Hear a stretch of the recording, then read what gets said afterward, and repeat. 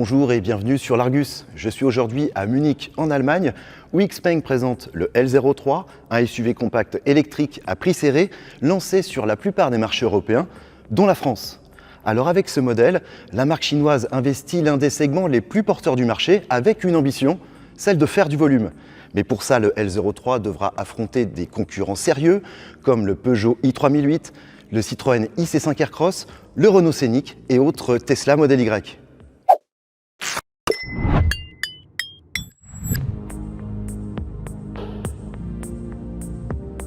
Dans la gamme XPeng, le L03 se positionne sous le G6 et propose des dimensions dans la moyenne haute de la catégorie puisqu'il mesure 4,65 m de long, c'est la même chose que le Citroën IC5 Aircross pour 1,92 m de large et 1,60 m de haut. Son style à la fois conventionnel et dynamique n'est pas sans rappeler celui du Polestar 4 qui mesure toutefois près de 30 cm de plus en longueur.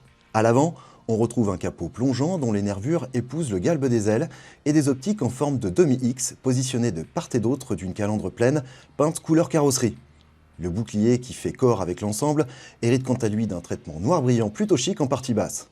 De profil, on remarque immédiatement sa silhouette fastback avec sa ligne de pavillon fuyante à partir du montant B. Ses flancs en surface de carrosserie lisse sont mis en valeur par un renflement important des ailes arrière au dessin plus tranché, à l'image des passages de roues creusés qui donnent du relief à l'ensemble.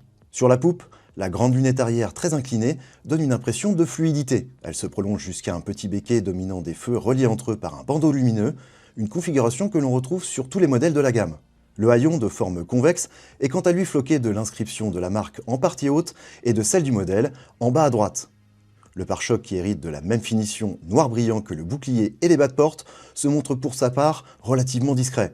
Côté nuancier, le L03 sera disponible en 5 coloris, violet spectral, blanc arctique, noir de minuit, gris minéral et gris argenté.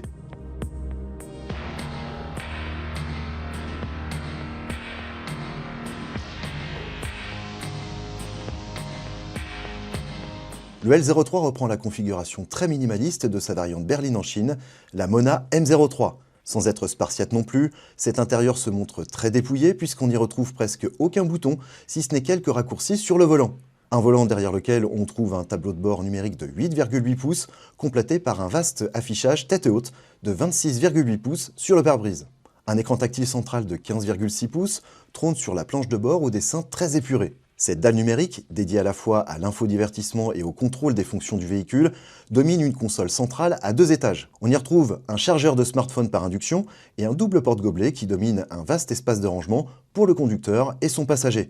La dotation de série s'annonce riche, avec un haillon électrique, un grand toit en verre panoramique fixe, des sièges avant chauffants et ventilés, l'éclairage d'ambiance, une pompe à chaleur, la navigation intégrée et un système de commande vocale pour pallier la pénurie de commandes physiques. Aux places arrière, on constate que le L03 a le sens de l'accueil.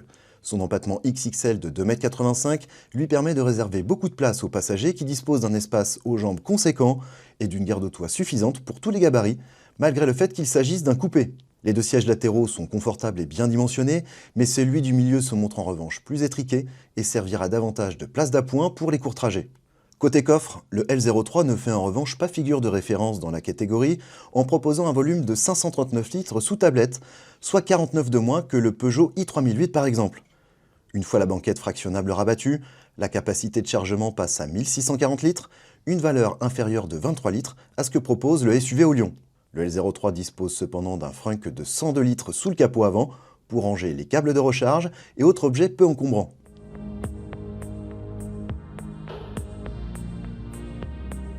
Le L03 se décline en 4 versions 100% électriques, dont 3 à propulsion de 245 chevaux et une à transmission intégrale, offrant 388 chevaux.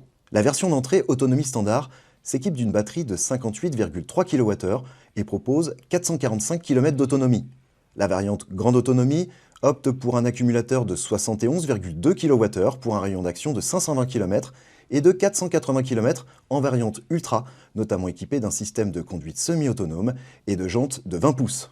Avec ses 388 chevaux et son look distinctif Black Edition, la version Performance Ultra à 4 roues motrices chapeaute la gamme et propose une endurance de 440 km entre 2 charges. Quelle que soit la batterie 400 volts, comptez 20 minutes pour passer de 10 à 80% grâce à une puissance de recharge de 193 kWh sur la petite batterie et de 236 kWh sur le plus gros accumulateur. Des valeurs très bien placées dans la catégorie.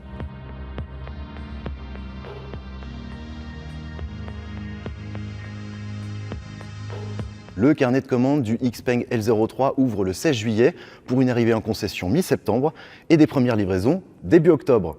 Alors privé de prime CE, notamment à cause de sa fabrication en Chine, il s'affiche cependant à des tarifs très compétitifs, jugez plutôt. La version autonomie standard démarre à 34 990 €, un prix qui est nettement inférieur à celui de ses concurrents. La version à grande autonomie est elle aussi très bien placée, à 37 990 €, tandis que celle à transmission intégrale s'affiche à partir de 46 990 €. Cette vidéo est maintenant terminée, j'espère qu'elle vous a plu. Si c'est le cas, n'hésitez pas à la liker, à la partager et à vous abonner à notre chaîne YouTube ainsi qu'à nos différents réseaux sociaux pour ne rien manquer de l'actualité automobile. Quant à moi, je vous dis à très bientôt pour une prochaine vidéo sur l'Argus.fr.